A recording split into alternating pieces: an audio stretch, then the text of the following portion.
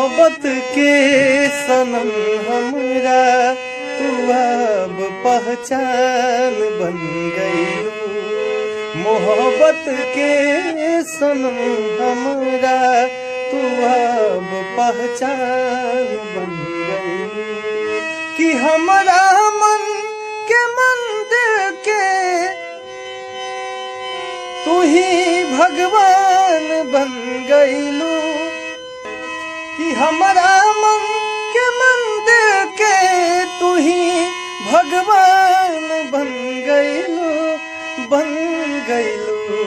मोहब्बत के सनम हमरा तू अब पहचान बन गईलू।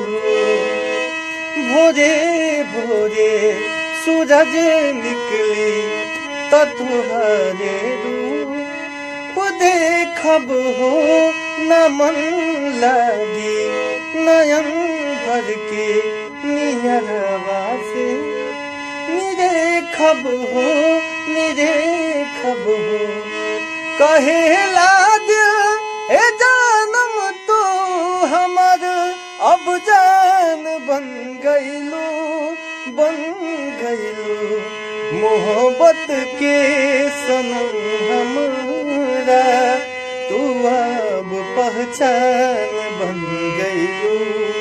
आहा